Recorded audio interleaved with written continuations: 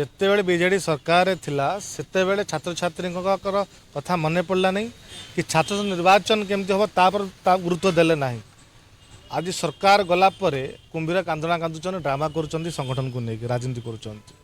ଯାହା ଯଦି କଲେଜରେ ଯେଉଁ ଦୁର୍ନୀତି ଆରମ୍ଭ ହୋଇଛି ତା ବିଜେଡି ଆରମ୍ଭ କରିଛି, ଯେଉଁଥିପାଇଁ ଛାତ୍ର ନିର୍ବାଚନ କରିବାକୁ ଦେଇନାହିଁ କି ରାଜ୍ୟର ଛାତ୍ରନେତା ନ ତିଆରି କରି ଷଡ଼ଯନ୍ତ୍ର କରିଛି। ଆଜି ବିଜେଡିକୁ ଅନୁସରଣ କରିଛି ବିଜେପି। ବିଜେପି ସେଇ ବାଟରେ କେମିତି କଲେଜ କ୍ୟାମ୍ପସ୍ରୁ ଦୁର୍ନୀତି ଆରମ୍ଭ ହେବ, ଭ୍ରଷ୍ଟାଚାର ଆରମ୍ଭ ହେବ, ସେଇ ଦିଗରେ ଗତି କଲା ବେଳେ ବିଜେଡି ନିଜେ ଡ୍ରାମା କରୁଛି ଆଣିକି। କାହିଁକି ସରକାର ଥିଲାବେଳେ କଲ ନାହିଁ? ଆଜି କାହିଁକି ଏତେ ତୁମ ଦରଦ ବାହାରିଲେ ଛାତ୍ରଛାତ୍ରୀମାନଙ୍କ ପାଇଁ? ଓଡ଼ିଶାର ଛାତ୍ରଛାତ୍ରୀମାନଙ୍କ ପାଇଁ ବିଜୁ ଜନତା ଦଳ କିଛି କରିନାହିଁ କି ତାଙ୍କର ଅବଦାନ ବି କିଛି ନାହିଁ ଓଡ଼ିଶାର ଛାତ୍ରଛାତ୍ରୀଙ୍କ ପାଇଁ। କେବଳ ଓଡ଼ିଶାର ଛାତ୍ର ଅବହେଳିତ କରିଛନ୍ତି, ପ୍ରତାରିତ କରିଛି ବିଜେଡି ସରକାର। এই যে আজির মিটিং কেবল রাজনৈতিক মিটিং, রাজনৈতিক ড্রামা, এর কিছু ফরক পড়ব না। লোক মানে বিজেডি ছাত্রছাত্রী মুহ ফেরাই দিয়েছেন। এবে যদি বিজেপি বি যদি ছাত্রছাত্রী মানকর হক অধিকার কথা চিন্তা নকরে, গণতন্ত্র অধিকার কু ন ফেরায়, আগামী দিনের বিজেপি মুহ ফেরাই কংগ্রেস ছাড়ে সমস্যা আসবে। ତାଙ୍କ ସମୟରେ ବିଜେଡି ସରକାର ଥିଲା, କୁଆଡ଼େ ଯାଇଥିଲେ? ବାରମ୍ବାର ଯେତେବେଳେ ଛାତ୍ର କଂଗ୍ରେସ ଦାବି କରୁଥିଲା, ଘଣ୍ଟ ବାଡ଼ଉଥିଲୁ, କଲେଜ କ୍ୟାମ୍ପସ୍ରେ ଆନ୍ଦୋଳନ ଆରମ୍ଭ ହେଉଥିଲା, ପ୍ରତିବାଦ ଆରମ୍ଭ ହେଉଥିଲା, କୁଆଡ଼େ ଯାଇଥିଲେ ସେତେବେଳେ ଦ୍ୱିପଟି?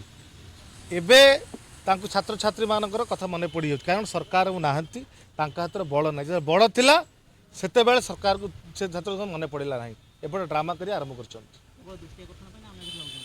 କେବଳ ଛାତ୍ରଛାତ୍ରୀ କେମିତି ଭୁଆଁ ବୁଲେଇ, ଏତେ ବର୍ଷ ହେଲା ପୁଣି ଭୁଆଁ ବୁଲେଇ କେମିତି ନିଜ ସଂଗଠନ ରଖିପାରିବେ, ସଂଗଠନକୁ ବଜାଇ ରଖିପାରିବେ, ସିଏ ହିଁ ତାଙ୍କର ଗୋଟେ ଚେଷ୍ଟା। କିନ୍ତୁ ଛାତ୍ରଛାତ୍ରୀମାନେ ବୁଝି ସାରିଛନ୍ତି ଓଡ଼ିଶାର, ଯଦି ଓଡ଼ିଶାର ଛାତ୍ରଛାତ୍ରୀମାନଙ୍କର ହକ୍ ଅଧିକାର ପାଇଁ ଯଦି ସ୍ୱରୋତ୍ତୋଳନ କରିଛି, ଛାତ୍ର କଂଗ୍ରେସ ହିଁ କରିଛି।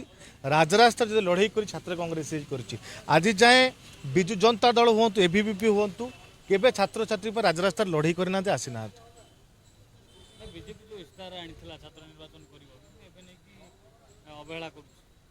ଦେଖନ୍ତୁ, ମୁଁ ଆଜି କ'ଣ କହିଲି, ଯଦି ଦୁର୍ନୀତି କେଉଁଠି ଆରମ୍ଭ ହୋଇଥିଲା କଲେଜ କ୍ୟାମ୍ପସ୍ରୁ ବିଜେଡ଼ି ଆରମ୍ଭ କରିଥିଲା, ତାକୁ ଅନୁସରଣ କରୁଛି ବିଜେପି। କାହିଁକି ଛାତ୍ର ନିର୍ବାଚନ କରିବାକୁ ଦେଉନାହାନ୍ତି? ଯଦି ଛାତ୍ର ନେତା କଲେଜ କ୍ୟାମ୍ପସ୍ରୁ ବାହାରିବେ ତାହେଲେ ମାନେ ଦୁର୍ନୀତିକୁ ରୋକ ଲଗାଇ ପାରିବେ ଛାତ୍ର ନେତାମାନେ। ଛାତ୍ର ନେତା ତିଆରି ହେଲେ ଏ ରାଜ୍ୟର ନ୍ୟାୟ କଥା କହିବେ। ଏମାନେ ଦେଶ ଗଠନ କରିବା ପାଇଁ ଛାତ୍ର ହିଁ ତାଙ୍କ ଛାତ୍ର ବୟସରେ ଶପଥ ନେଇଥାଏ। କିନ୍ତୁ ଆଜି ଛାତ୍ର ନେତା ନ ତିଆରିବାକୁ ଷଡ଼ଯନ୍ତ୍ର କରାଯାଉଛି। ଛାତ୍ର ନେତା ନ ତିଆରି କରିବା ପାଇଁ ଗୋଟେ ବାଟ ଫିଟା ଯାଉଛି, ଯେଉଁଥିପାଇଁ ସାଧାରଣ ଲୋକ ବୁଝି ସାରିଲେଣି, ଛାତ୍ର ବୁଝି ସାରିଲେଣି, କେବଳ ଡ୍ରାମା।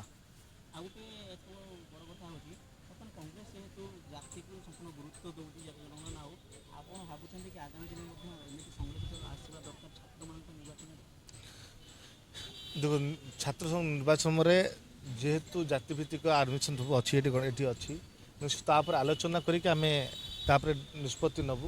ତୁରନ୍ତ ନିଷ୍ପତ୍ତି ନେବା ଠିକ୍ ହେବ ନାହିଁ।